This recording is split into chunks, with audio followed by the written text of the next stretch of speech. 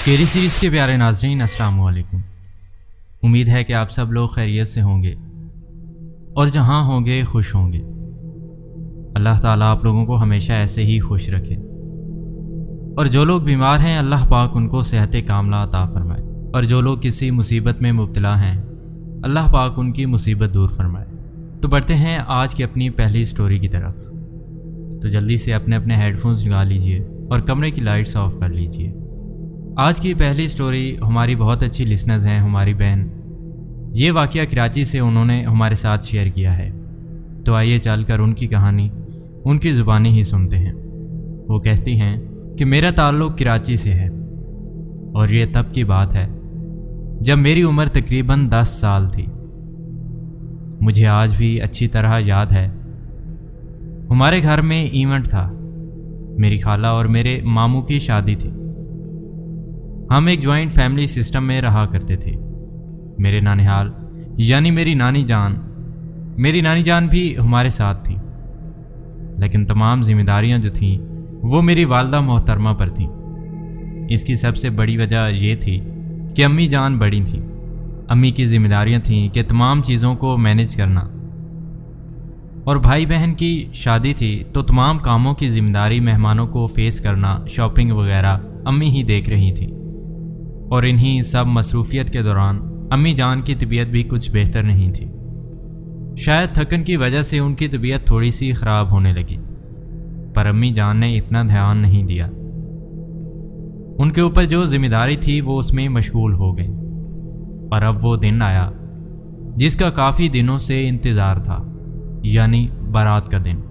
ماموں کی بارات کے دن تمام گھر والے اور مہمان ہال میں تھے، امی جان بھی ہال میں تھیں۔ بہت ہی اچھا فنکشن گزر رہا تھا، بس کچھ ہی دیر میں رخصتی ہونے والی تھی۔ تو امی جان نے یہ سوچا کہ جو رخصتی میں دلہن کے ویلکم کے لیے ان تمام چیزوں کی ذمہ داری بھی تو مجھ پر ہی ہے، تو مجھے تیاری کرنے کے لیے سب سے پہلے گھر جانا پڑے گا۔ اور ہال جو تھا وہ گھر سے اتنا دور نہیں تھا، تھوڑے سے فاصلے پر تھا۔ ہال کے اور ہمارے گھر کے درمیان ایک سنسان سا راستہ ایسا تھا جس میں ایک بہت ہی پرانا سکول تھا جو مکمل بنجر ہو چکا تھا، اور وہ برطانیہ کے زمانے کا بہت پرانا سکول تھا۔ اور وہاں کے رہائشی لوگوں کا یہ بھی کہنا تھا کہ ہم نے بھی یہاں پر کوئی نہ کوئی ایسی چیز گزرتے ہوئے، یا بہت سارے لوگوں نے باقاعدہ یہاں پر ایک مخلوق دیکھی تھی جسے ہم جنات کہہ سکتے ہیں۔ اور یہ بھی ہم جانتے ہیں کہ جو پراپرٹی، جو جگہ کافی عرصے تک بند رہتی ہے، جنات وہاں پر قبضہ کر لیتے ہیں، وہاں پر اپنا آستانہ بنا لیتے ہیں، بسیرا کرتے ہیں۔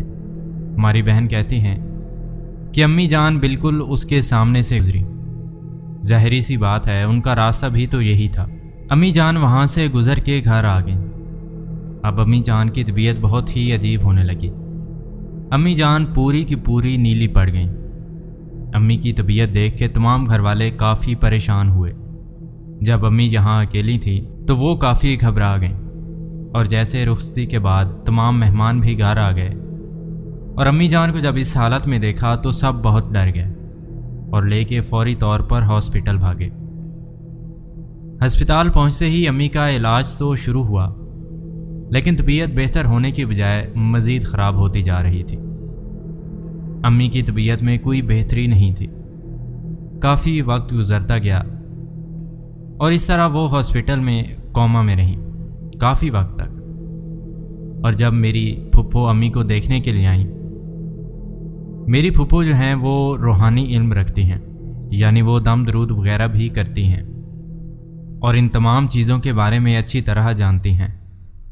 تو جب میری پھپھو نے امی کے اوپر پڑھائی کی تو امی کو ہوش آیا، ہاسپٹل میں ہی تھی۔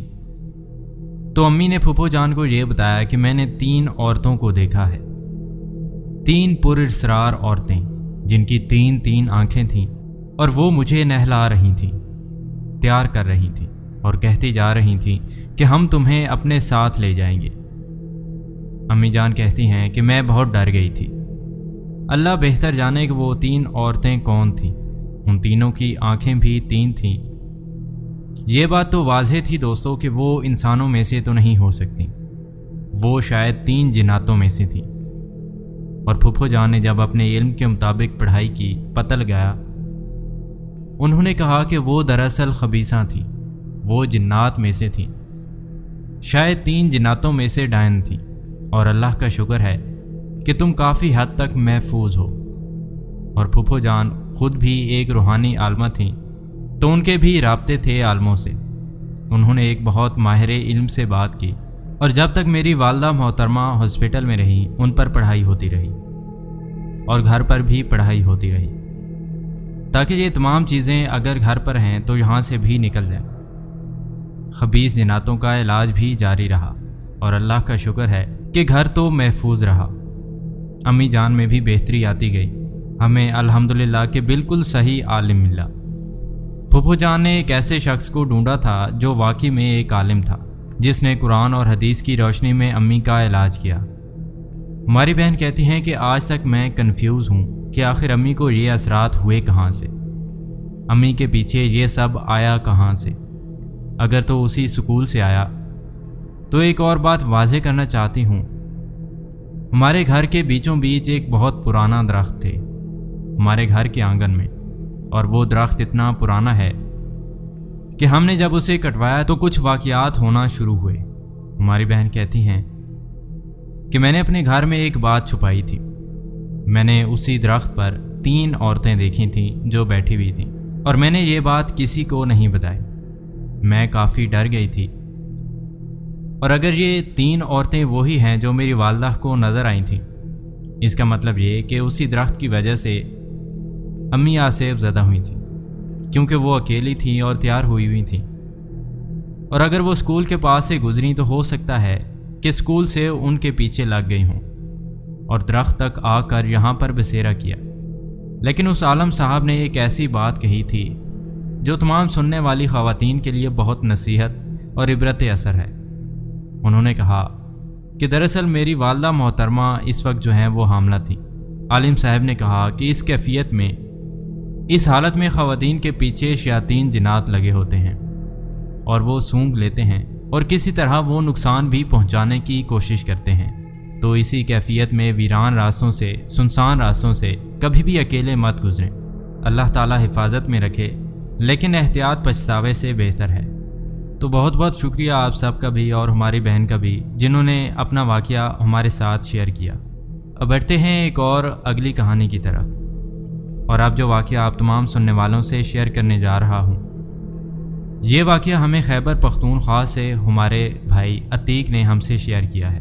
عتیق کہتے ہیں کہ یہ واقعہ میری دادی جان نے مجھے سنایا تھا، جو کہ بہت ہی پرانا ہے۔ ہمارے بھائی کہتے ہیں کہ دادی جان نے بتایا کہ ہمارا جو گاؤں ہے خیبر پختونخوا یعنی کے پی کے ناردرن میں، اور اس وقت آبادی نہ ہونے کے برابر تھی، اور گاؤں میں تو گنتی کے گھر تھے، تقریباً 15 سے 20 گھر کے علاوہ وہاں پہ کوئی بھی نہیں تھا۔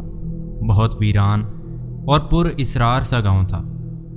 وہیں اسی گاؤں میں پڑوس میں ایک خاتون تھی جس کے شوہر اور اس کی ساس کا انتقال ہو چکا تھا، اور وہ اپنے 2 چھوٹے بیٹوں کے ساتھ رہتی تھی۔ ماشاءاللہ سے 2-3 کنال کی زمین تھی جو اس کا حصہ تھی، اس میں وہ گندم اگاتی اور اپنا گزارا کرتی۔ سادگی کا دور تھا۔ عتیق کہتے ہیں کہ ایک دن اس نے دیکھا کہ اس کے گھر میں آٹا ختم ہو گیا ہے۔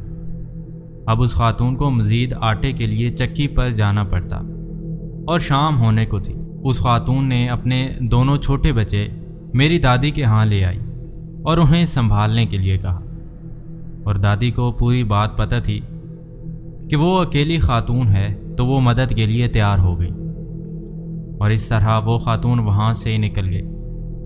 اس خاتون کو چکی پر جانا تھا، اور اس گاؤں سے وہ تقریباً 3 کلومیٹر کے فاصلے پر تھا، جس سے آپ کو پہاڑی راستے عبور کر کے، اور ایک بڑی سی ندی ہے جہاں پہ ہمیشہ اندھیرا ہوتا ہے۔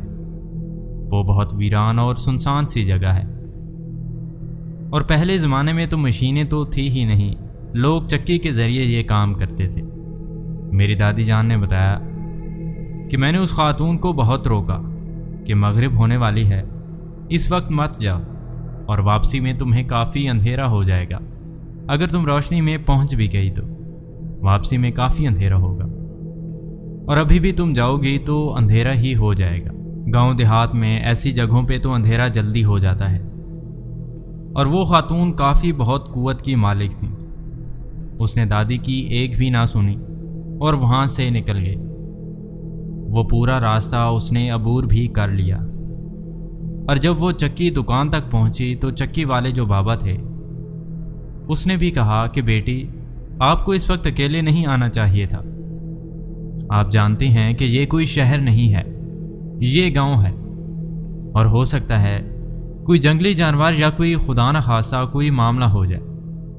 ایسی خطرناک جگہوں سے اکیلے خاتون کو آنا نہیں چاہیے، اور آپ خود بھی سمجھدار ہیں۔ پر کیا کرتی جب ایک خاتون پر اس طرح کی ذمہ داری آ جائے کہ اس کا شوہر بھی انتقال کر جائے اور اس کی والدہ جیسی ساس بھی، تو اس کے بعد اس پر ساری ذمہ داری بھی تھی، گھر کی بھی، اور 2 چھوٹے بچے بھی تھے۔ اب ہمت تو کرنی پڑتی۔ تو وہ خاتون بیچاری بنا کچھ سوچے سمجھے نکل پڑی۔ یہ اس کے آئے دن کا معمول ہی تھا، چکی پسوانا، پر اس بار وہ کافی تاخیر سے گئی تھی، جو کہ اس کے لیے یہ پہلا ایکسپیرینس تھا۔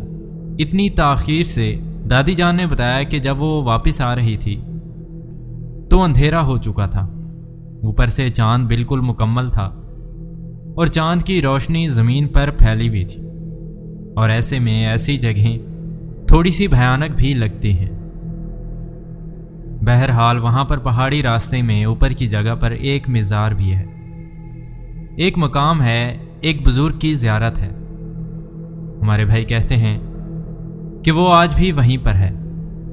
وہاں تک جب وہ خاتون پہنچی تو اسے رونے کی آواز آئی، جس سے وہ تھوڑا سا گھبرا بھی گئی، لیکن جب دیکھا کہ ایک عورت زمین پر بیٹھی ہوئی ہے اور وہ روئے جا رہی ہے اس مقام کے پاس، یعنی کہ زیارت کے پاس، تو اس نے کہا کہ بہن تم کیوں رو رہی ہو؟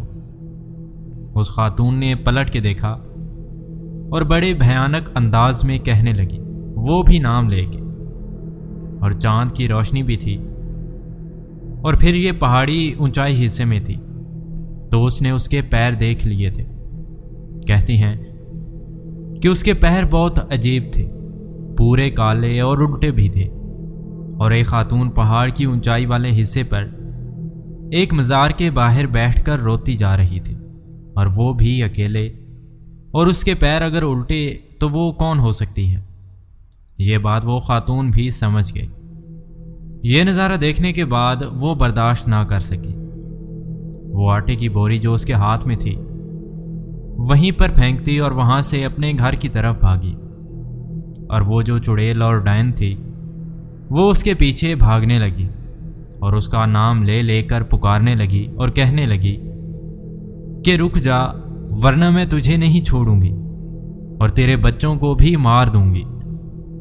اس کے پیچھے بری طرح سے بھاگنے لگی۔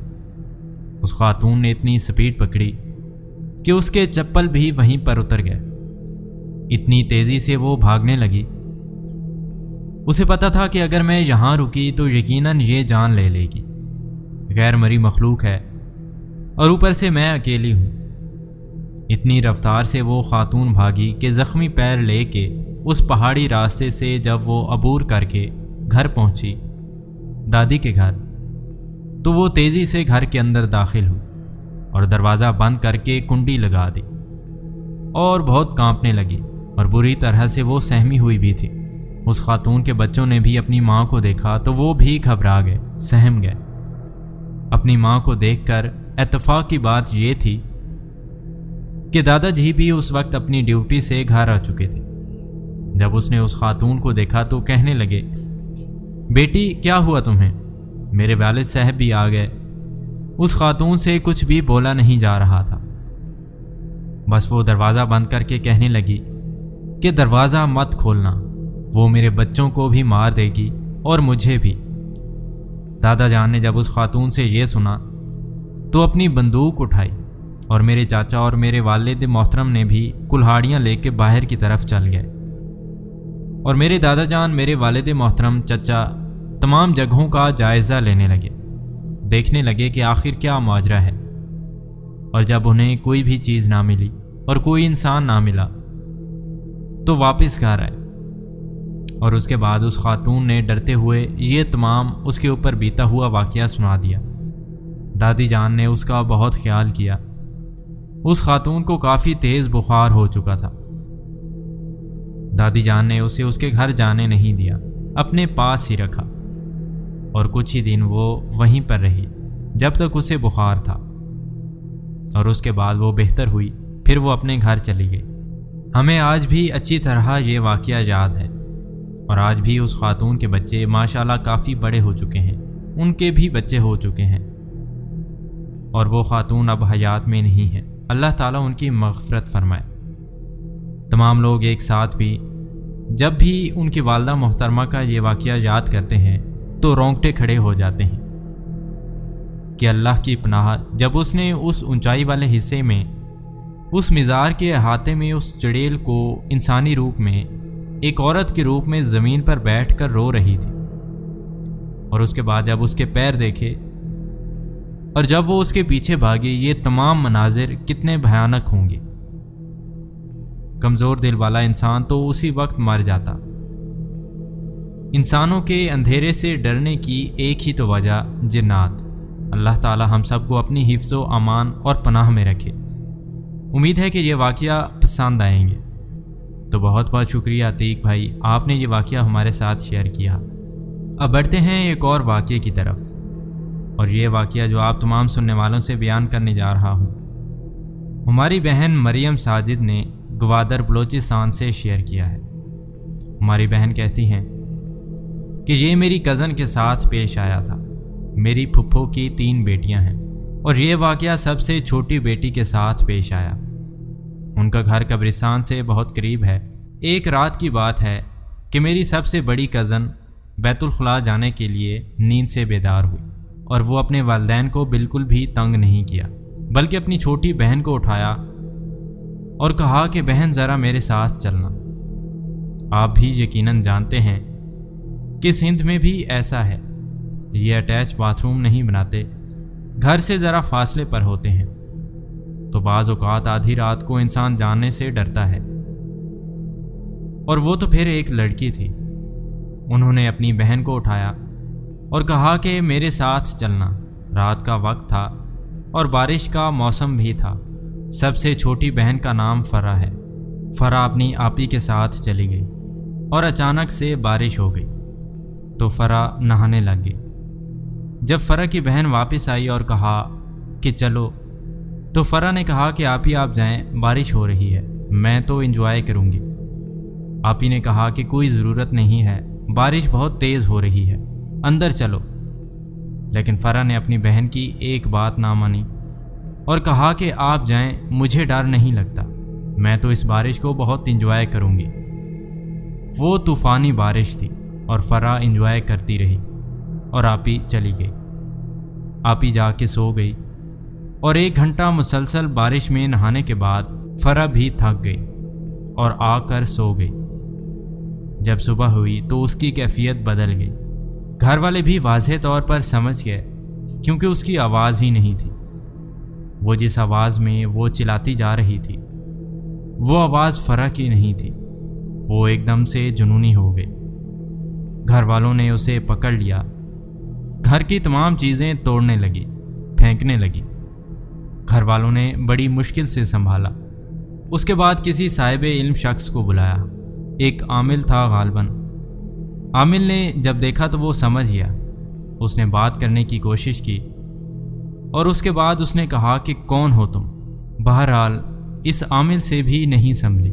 اس نے جواب دیا، اس نے کہا کہ میں بارش کی رات کو اپنے قبیلے کے ساتھ گزر رہا تھا، اور اس بہادر لڑکی کو دیکھا تو مجھے یہ پسند آ گئی۔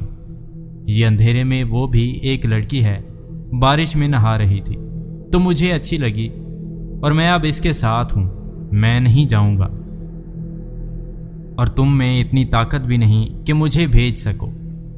عامل نے بہت کوشش کی لیکن ناکام رہا، اور اس ڈر سے شاید وہ پیچھے ہٹ گیا کہ لڑکی کو نقصان نہ ہو، اور ہمیشہ وہ جن اس پر ظاہر بھی ہوتا۔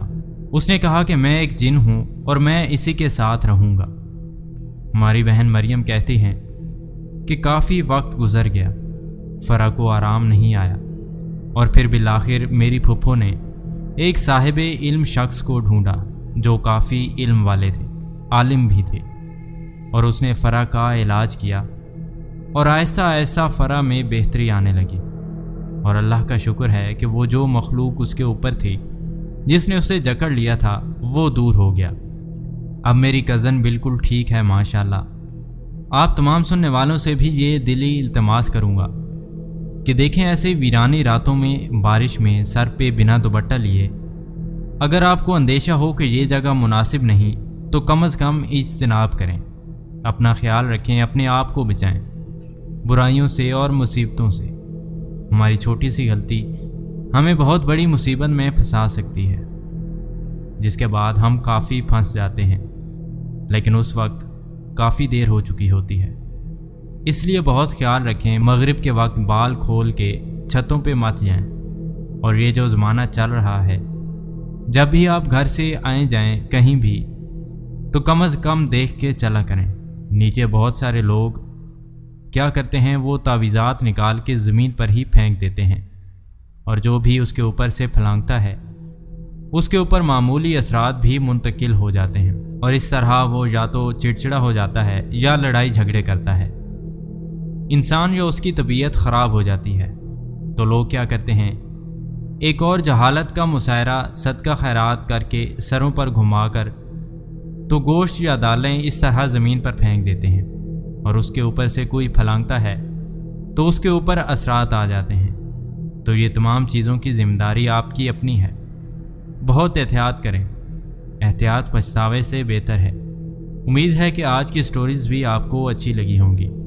اگر آپ کے ساتھ بھی کوئی ایسا واقعہ پیش آیا ہے تو آپ ہمیں انسٹاگرام کے تھرو کانٹیکٹ کر سکتے ہیں۔ ملتے ہیں اگلی ویڈیو میں کچھ نئی سٹوریز کے ساتھ، تب تک کے لیے اپنا بہت سارا خیال رکھیں۔ اللہ حافظ۔